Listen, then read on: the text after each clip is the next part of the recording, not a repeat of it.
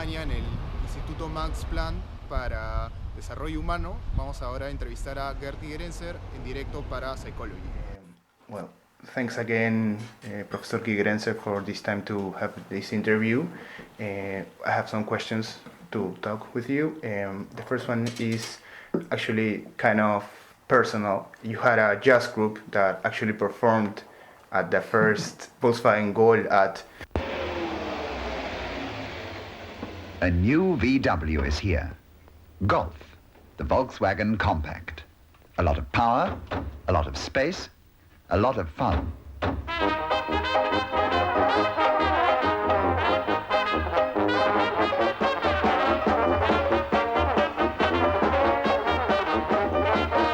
Golf, the Volkswagen Compact. Great car, great performance, and great fun. And I was wondering, did music had anything to do with your interest on intuition? Oh, yes. Music, like art and sports in general, is an activity where you start by practicing. But music really starts when you have no idea anymore what your fingers are doing.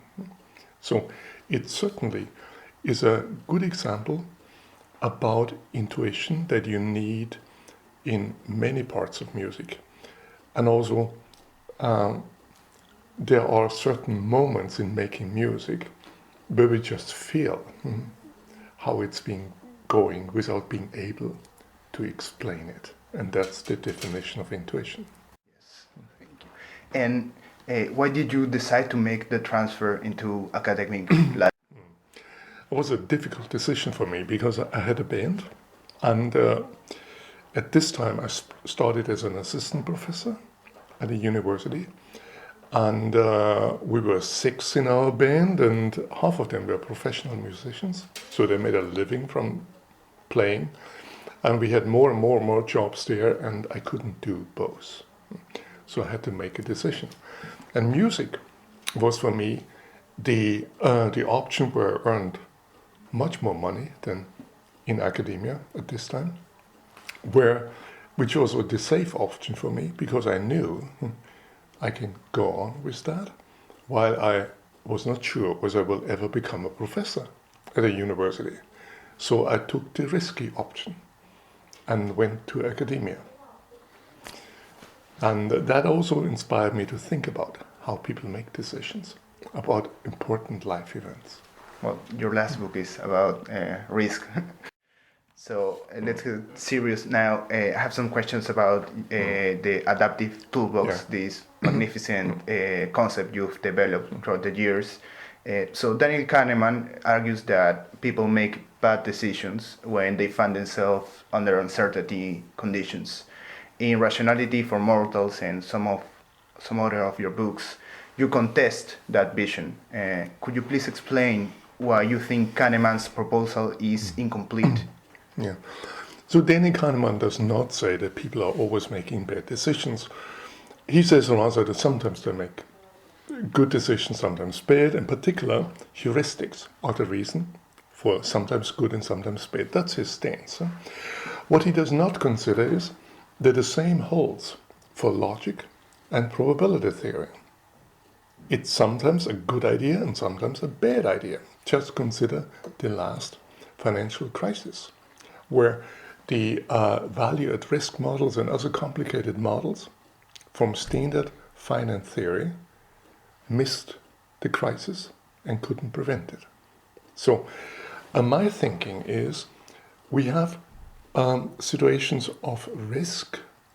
That means where you know all the options, all the consequences, and can at least well estimate the probabilities.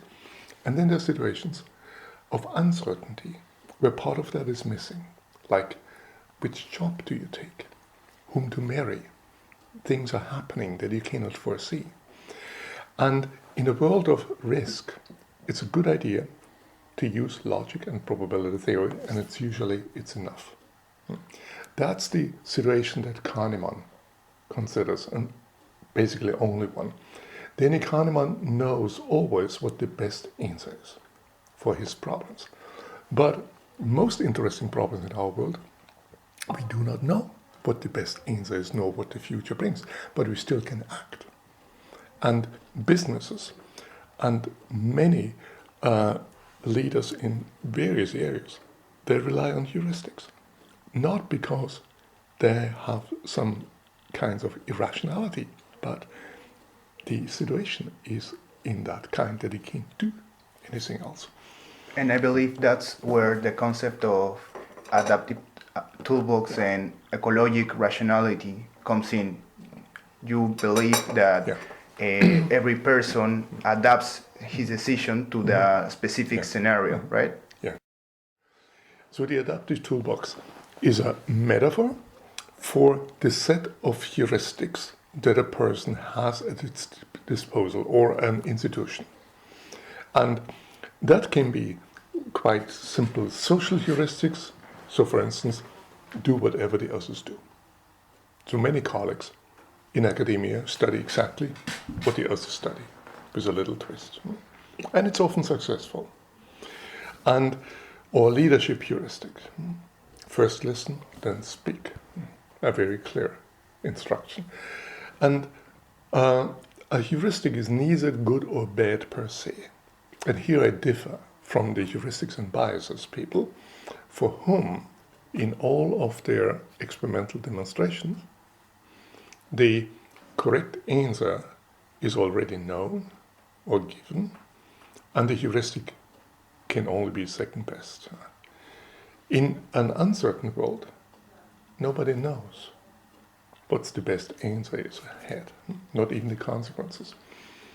And we are now in a situation where there are many people in decision theory who believe that probability theory, particularly the subjective variant, can be the only tool for everything.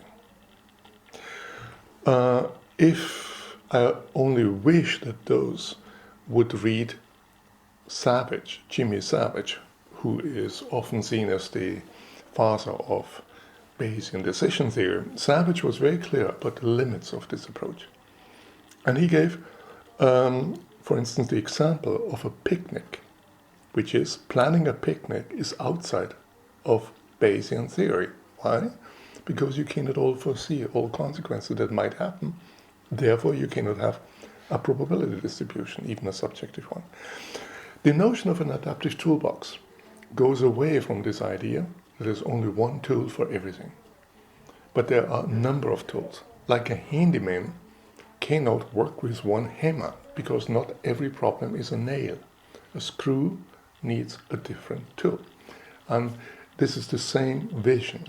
There's not one heuristic or one strategy or optimization technique that works forever. And we need just face this. And this then gives a new question. I mean, the question is, can I describe the situation where this tool can be expected to work? And that's the study of the ecological rationality of heuristics.